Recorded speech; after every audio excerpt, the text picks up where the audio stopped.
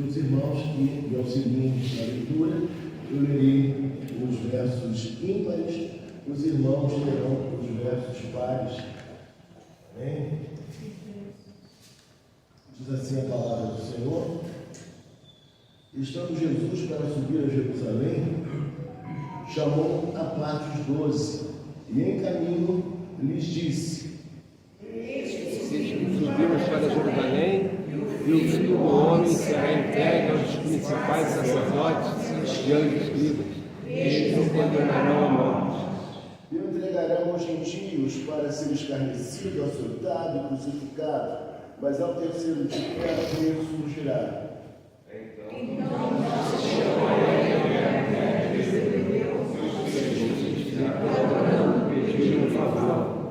Perguntou-lhe ele: que queres? Ela respondeu: manda que no teu reino estes teus 2 filhos se assentem, um à tua direita e o outro à tua esquerda. Mas Jesus respondeu: não sabeis o que pedis, porém pode ver o cálice que estou para beber? Então lhes disse: bebereis o meu cálice, mas o assentar-se à minha direita e à minha esquerda não me compete concedê-lo, é, porém, para aqueles a quem está preparado o meu Pai.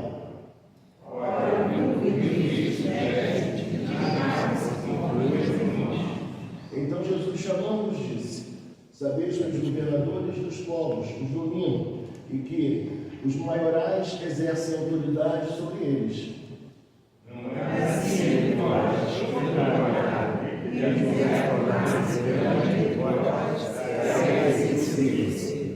e quem quiser ser o primeiro entre vós, será vosso servo. Como filho do homem que não veio para ser servido, mas para servir e dar a sua vida Oremos. Senhor Deus e Pai Celestial, Amém. nós queremos te agradecer, ó Deus, pela tua palavra e pela oportunidade que temos, Pai, de explanar. Pedimos ao Senhor que a iluminação dos altos céus, Pai, nos seja propícia nesta hora. Amém. E que possamos falar, ó Deus, do teu Evangelho, ó Deus, de todo o coração, e que sejamos edificados. É assim que nós choramos e te agradecemos por tudo, porque o fazemos em nome santo do Senhor Jesus Cristo, aquele que vive e que reina pelos séculos dos séculos. Amém. Meus irmãos, esse texto que está à nossa frente na manhã de hoje, ele trata da realidade do reino de Deus. E o reino de Deus, ele é completamente diferente, nós veremos isso mais à frente, ele é completamente diferente dos reinos deste mundo.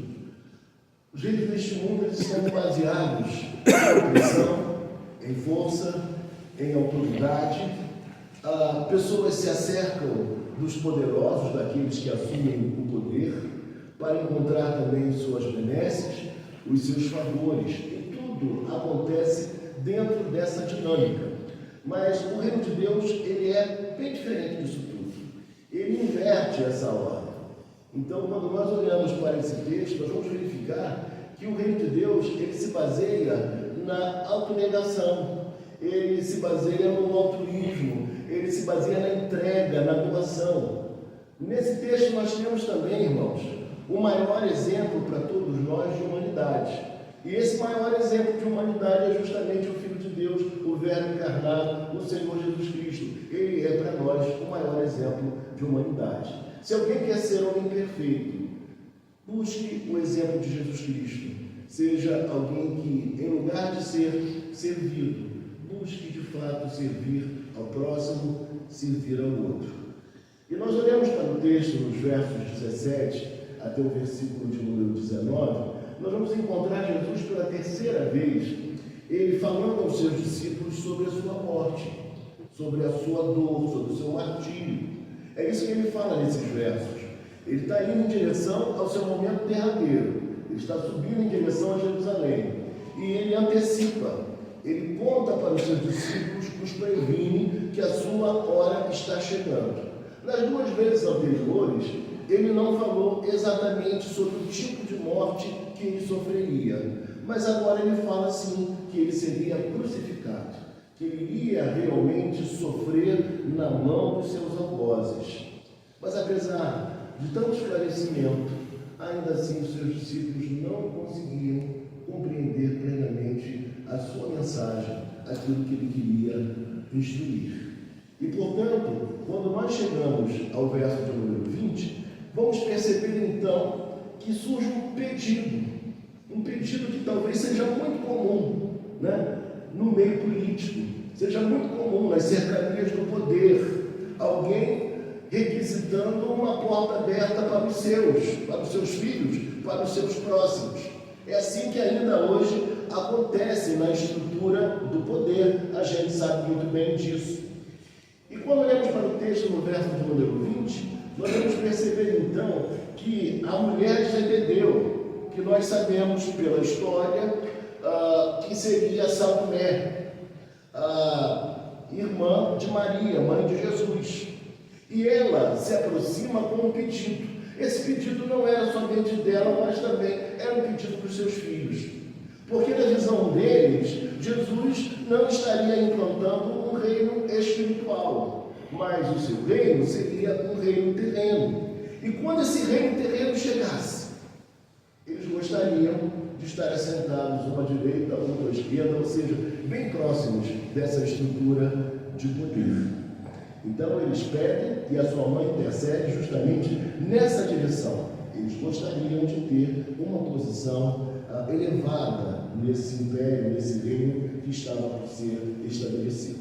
Quando a sua mãe faz esse pedido, demonstra sim que ela tinha alguma fé, alguma crença, porque aquele homem humilde seria capaz de instaurar um reino, ainda que fosse um reino terreno, ainda que fosse um reino celestial, mas o reino, e assim, era algo difícil de se imaginar, ainda mais para alguém tão simplório nos seus recursos, como Jesus se apresentava diante de todos. E o texto nos fala então que Jesus pergunta: o que você quer, mulher? O que você deseja? Qual é o seu pedido? Qual é o seu pleito? E ela mesma responde, veja comigo o texto: manda que no teu reino estes meus dois filhos se assentem, um à tua direita e o outro à tua esquerda. Mas Jesus lhe respondeu. Veja que o texto fala, mas Jesus respondeu: não sabeis o que pedis. E parece que às vezes nós pedimos coisas a Deus, e Jesus é Deus, que nós não entendemos muito bem qual é a dimensão, quais são as implicações dos pedidos que nós estamos fazendo. Por vezes pedimos algo que nós não avaliamos criteriosamente as consequências que advirão daí. Quando nós assumimos posição de poder, nós temos maiores responsabilidades, nós temos também maiores riscos. Então veja que não é fácil para ninguém assumir uma posição de grande altivez e responsabilidade. Então o texto nos fala, veja comigo, né, que Jesus diz: olha, não sabeis o que pedis. Podeis vós beber o cálice que eu estou para beber? Jesus fala então que essa ideia do cálice era uma ideia conhecida do povo judeu, porque quando se pensa em beber do cálice ou gole amargo, sinaliza que, na visão do Antigo Testamento, que Deus estaria derramando sobre alguém, ou sobre uma nação, a sua ira, tá? a sua mão pesada para corrigir, para acertar alguma situação, para punir. E aí ele fala: olha, você não sabe o que está pedindo. Vocês não sabem as implicações, porque eu vou beber de um cálice. E esse cálice significa justamente uma metáfora para o sofrimento que Jesus teria que enfrentar. Que ele já havia alertado, mas que mesmo assim os seus discípulos não conseguiam compreender nem tampouco alcançar. Ele está dizendo: olha, se vocês soubessem o que eu vou passar, o que eu terei de enfrentar, talvez vocês não fizessem esse pedido. E aí o texto prossegue assim: podeis vós beber o cálice que eu estou para beber? Responderam: podemos. Parece que essa resposta é aquilo que nós falamos na linguagem popular hoje. Eu acho que eles estão meio sem noção. Eles não estão compreendendo. Eles não sabem da missa à metade. Eles não sabem aquilo que aguarda a Jesus Cristo. E por isso eles entendem que conseguirão, que poderão passar e que poderão beber também neste cálice. E aí o texto vai prosseguir e dizer assim: então lhes disse, bebereis o meu cálice. E talvez você se pergunte nesta manhã, mas pastor, quando foi que os dois filhos de Salomé, quando foi que Tiago e João, eles beberam desse cálice? Capítulo 12 de Atos dos Apóstolos, versículo 2, narra a forma cruel com a qual Tiago foi martirizado e morto. Ele foi, inclusive, decapitado. João, por sua vez, João Evangelista, João que era anteriormente um daqueles filhos, juntamente com Tiago, filhos do trovão, Boanerges, filho do trovão, mas que agora Deus mudara a sua vida e ele passara a ser quem? O discípulo ou o apóstolo do amor. E ele também sofreu. Ele foi preso, torturado na ilha de Patmos. Foi o único dos discípulos de Jesus, dos 12, que não morreu uma morte sangrenta. Ele morreu de velhice, mas ele não deixou de sofrer, como também seus irmãos sofreram. Então, dessa forma, os dois beberam sim do cálice. Eles seriam co-participantes do sofrimento que Jesus Cristo também passou por ele. E aí, na sequência do verso, o texto vai nos dizer então, da seguinte maneira, vejam comigo. Jesus vai dizer que beber do cálice eles beberiam, mas eles não poderiam, Jesus não poderia garantir a eles que eles se assentassem uma à direita e outra à esquerda, porque isso não competia a Jesus Cristo. Isso fora algo preparado de antemão pelo próprio Deus, designando aqueles que deveriam sim estar à sua direita ou estar à sua esquerda. Não competia a Jesus tal tarefa. Isso mostra também a postura de Jesus de aceitar o desígnio divino, de estar dentro daquilo que o próprio Deus estabeleceu e dizer: vocês sofrerão, mas a posição que vocês ocuparão no meu reino, eu não posso afirmar e garantir, porque isso compete ao Pai Celestial, isso não compete a mim. E quando nós olhamos para essa cena, nós ficamos a pensar: Tiago e João não estiveram juntamente com Pedro na transfiguração? Eles não faziam parte daquele grupo mais seleto entre os 12, mas eles faziam aquele núcleo, parte daquele núcleo em que Jesus tinha como mais querido, mais próximo. Eram esses três. Mas ainda assim, esses três discípulos, irmãos, ainda que sinceros, ainda que dedicados, eles pensaram de uma maneira completamente equivocada. Eles pensaram de forma egoísta.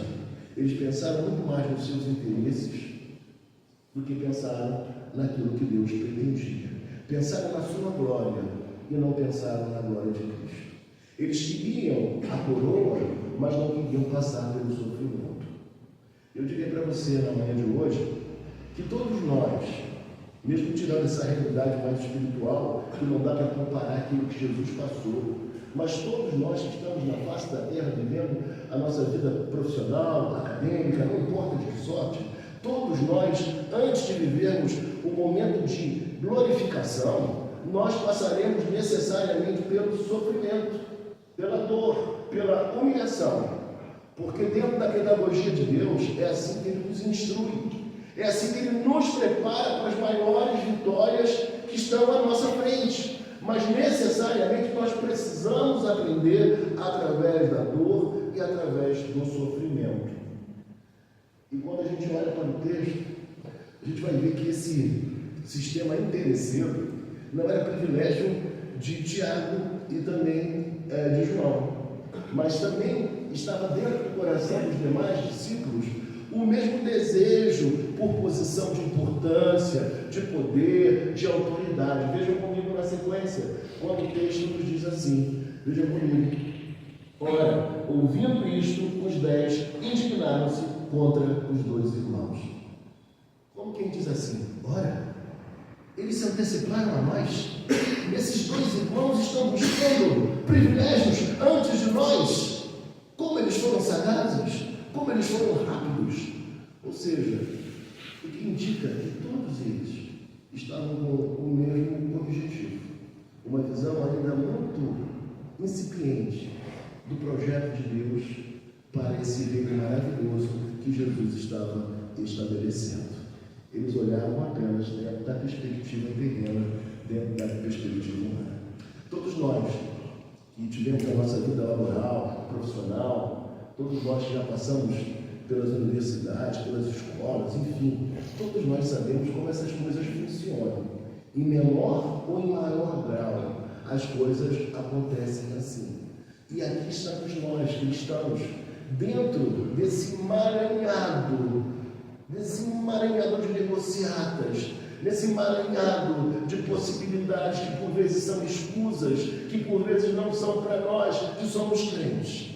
E como nós lidarmos com isso, tendo outros valores, tendo um outro pensamento, uma outra cosmovisão, uma diferente visão de mundo, não a visão que já está estabelecida entre nós. E aí, nós temos que pensar algo muito interessante. Jesus falou sobre uma cruz, mas eles não estavam tão interessados assim na cruz, mas eles estavam interessados era na coroa, era no poder. E nós vivemos um tempo hoje, irmãos, que algumas igrejas, e até a gente conversava isso com alguns irmãos da igreja ontem, algumas igrejas adotaram um sistema de não tratar de alguns assuntos. O culto não é um lugar para se falar sobre pecado. O culto não é um lugar para se confrontar pessoas pela palavra. Ou seja, a igreja é aquele lugar amigável, onde você vai ser afagado, onde você vai ouvir uma palavra light, uma palavra que vai deixar você para cima para viver a sua semana feliz e abençoada. Nada que possa te entristecer, que possa te chocar, deve ser falado no culto. As músicas devem ser sempre músicas triunfantes, que falem das boas emoções, dos bons sentimentos, das boas coisas. Mas quando nós olhamos para a Bíblia, não é nem assim. Cada página que se vira, que se passa, parece que Jesus a todo tempo está dizendo para nós: olha, eu quero te explicar uma coisa que você precisa aprender, que você não está dando conta. O Evangelho não é isso que você está acreditando. O meu reino não é isso que você imagina. Não adianta criar estratégias para encher uma igreja, porque você vai enchê-la, mas você na verdade estará apenas ocupando bancos, mas pessoas que não foram transformadas por Jesus, porque elas não foram alcançadas pelo verdadeiro e pelo genuíno Evangelho. Então, nós temos que acreditar que é Deus quem dá o crescimento, é Deus quem edifica a sua igreja, é Deus quem cuida da mesma. Não somos nós com as nossas estratégias, com a nossa inteligência, com a nossa estrutura de marketing muito bem montada, para que os consumidores estejam alegres e felizes e possam voltar todas as semanas. É um equívoco pensar assim. Nós precisamos acreditar que através da exposição bíblica as pessoas entenderão como é a vida do reino, quais são os valores de Cristo.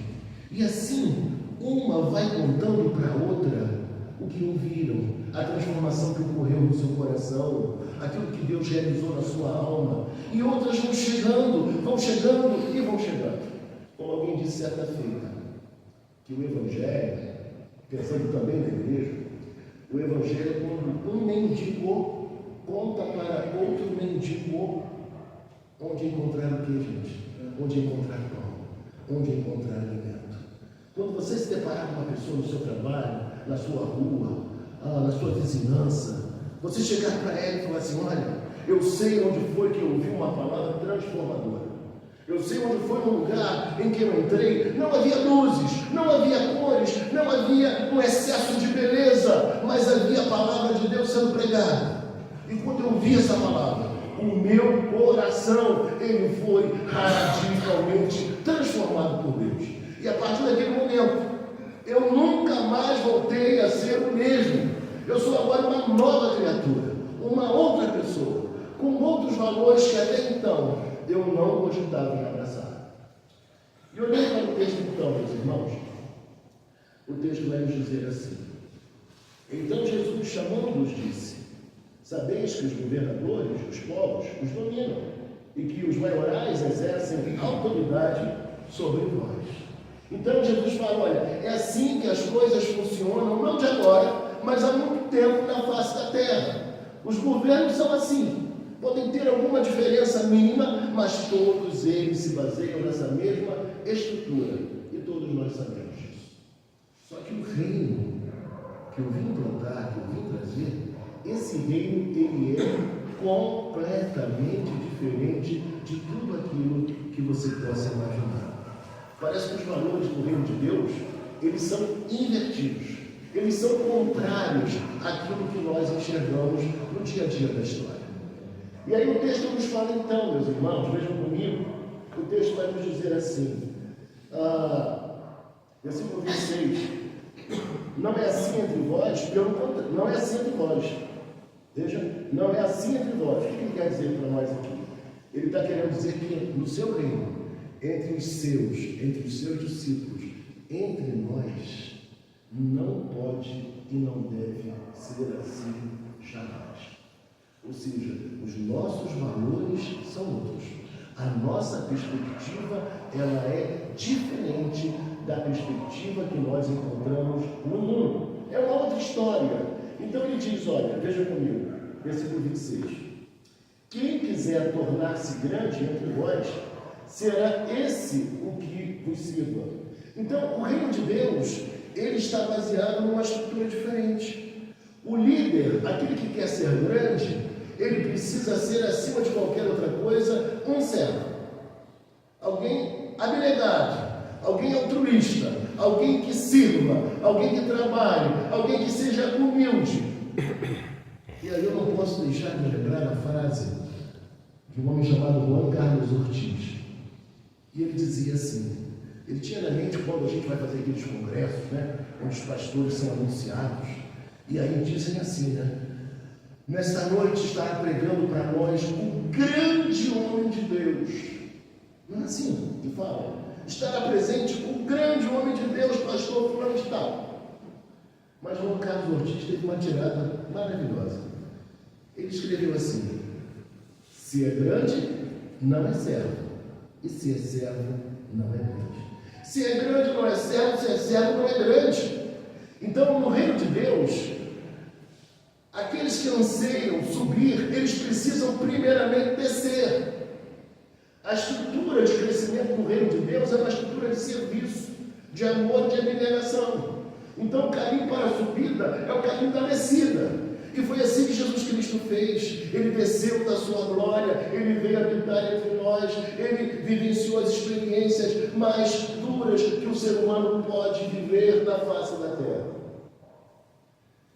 E aí o texto nos fala então, vejam comigo, e quem quiser ser o primeiro entre vós, será vosso servo. E quem quiser ser o primeiro entre vós, será vosso servo. Se você passasse algumas páginas atrás, você leria no capítulo 19, versículo 30, o seguinte: porém muitos primeiros serão últimos, e os últimos primeiros. Mais uma vez, porém muitos primeiros serão últimos, e os últimos primeiros.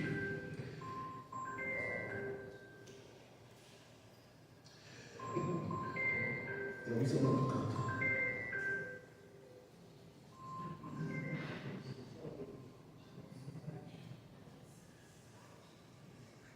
Porém, muitos primeiros serão últimos e os últimos primeiros. E na sequência, irmãos, o texto vai nos dizer algo muito precioso.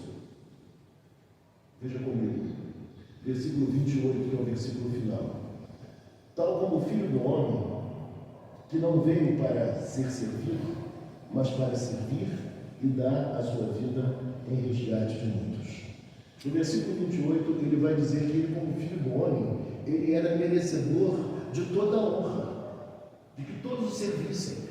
Mas, na verdade, ele não veio com essa intenção, ele veio com a intenção de servir a humanidade e de se dar por ela. Aqui traz a ideia da chamada, diria eu, quando você faz o resgate de alguém que é um escravo, ou o resgate de alguém, paga pelo resgate de alguém que foi preso, condenado. Então tem a ver com pagamento. Jesus veio para nos resgatar. Então ele paga o resgate, ele aplaca a ira de Deus contra a pecaminosidade humana, uma vez que ele se dá na cruz por nós. Mas o que é mais interessante de observar nesse texto é que o texto fala, bem no finalzinho, que é para resgate de muitos. Não é para resgate de todos, é para resgate de muitos. Isso mostra para nós que a redenção exercida por Jesus Cristo, ela foi uma expiação limitada. Ou seja, embora sendo tão poderoso, Jesus morreu pelos seus eleitos, Jesus morreu pelos seus escolhidos, foi para com esses que ele morreu, se deu, se entregou. Por isso, pelo resgate de muitos e não pelo resgate de todos. E quando nós pensamos, irmãos, em tudo que nós já comentamos até aqui, eu queria pensar brevemente com vocês alguns aspectos para a nossa conclusão. O primeiro deles é que mesmo homens chamados por Deus, como Tiago e João, foram incapazes de ter a visão correta sobre o reino de Deus. Mesmo homens como os dois, que tinham experiências profundas com Deus, eles também foram maculados pelo orgulho, pela relação interesseira e por todos esses valores vis que por vezes afetam e compõem as relações em sociedade. Mas o que é mais interessante, irmãos, é que embora eles tenham agido assim, de uma certa maneira falhado grosseiramente, Deus não desistiu deles. E quando nós lemos Gálatas capítulo 2, versículo 9, nós encontramos 3 nomes que compõem a coluna da igreja, ou as colunas da igreja. Vamos encontrar Pedro, nós vamos encontrar Tiago e nós vamos encontrar João. O que significa dizer que aqueles que falharam sim, aqueles que tiveram uma visão pequenina, apequenada, esses também foram tratados por Deus e foram projetados a uma posição de importância no reino de Deus, na igreja do Senhor. Eles passaram a ser colunas de Deus. Isso prova para mim e para você que, honestamente, olhando para dentro de nós, reconhecemos as nossas fragilidades e, por vezes, as nossas incompreensões sobre o nosso papel no reino de Deus, o nosso serviço na igreja, a beleza e a riqueza do nosso chamamento. Nós que por vezes achamos que não temos mais conserto, que não temos mais jeito, que possivelmente Deus já até mesmo se esqueceu de nós. Eu queria dizer para você nesta manhã que os valores do reino são completamente diferentes dos valores deste mundo. Neste mundo, quando alguém erra, ainda mais em nossos dias, essa pessoa é imediatamente cancelada. Mas no reino de Deus, nós não somos desprezados nem esquecidos. Jesus, Deus, olha para nós, e aí eu lembro de Filipenses capítulo 1, versículo 6, aquele que começou a boa obra em vós, há de completá-la até o dia de Cristo Jesus. A obra que ele começou na sua vida e na minha vida, ele ainda não acabou. Nós estamos em processo. Ele está nos preparando. Ele já nos concedeu a salvação. Mas ele está trabalhando para que nós cresçamos espiritualmente, para que nós deixemos esses pensamentos equivocados para trás e prossigamos para o alto, para os grandes projetos de Deus, para o serviço a Deus, para aquilo que Deus deseja que nós façamos, tanto para Ele, como também para com o nosso próximo. Eu queria, na manhã de hoje, quando nós iremos participar da Santa Ceia, trazer essa palavra, uma palavra que mostra que os valores do reino são completamente diferentes dos valores deste mundo, e que nós temos que pensar que Jesus coloca de ponta cabeça tudo aquilo que já está previamente estabelecido neste mundo, e que aqueles que são dele precisam caminhar na vida com outros valores, com valores diferenciados. E uma vez agindo assim, irmãos, nós provaremos na nossa própria vida a obra maravilhosa de Deus, saber que nós estamos no centro da vontade do Senhor e que aquilo que Ele deseja fazer, quer seja pequenino ou quer seja grande, Ele está executando em nós. E essa obra ainda não tem fim. Essa obra não teve fim. Ela não está ainda completamente concluída. Mas nós precisamos fazer aquilo que Romanos 12, versículo 2 nos ensina. Viver a renovação da nossa mente. Uma mente renovada, uma mente que, por mais que ela seja incendiada pelos valores desse tempo, essa mente é uma mente de alguém inconformado com este mundo, porque não pode assumir nem a forma, nem a forma deste século, dos valores que estão aí presentes, mas nós caminharemos sempre, olhando para o alto, para o nosso Senhor, vivendo para Ele, para agradá-lo, para louvá-lo e para exaltá-lo, seguindo o maior exemplo que Ele nos deu de humanidade, que é a abnegação, auto-sacrifício e amor. Vamos então, neste momento, irmãos, orar, nos preparando para o momento da Santa Ceia.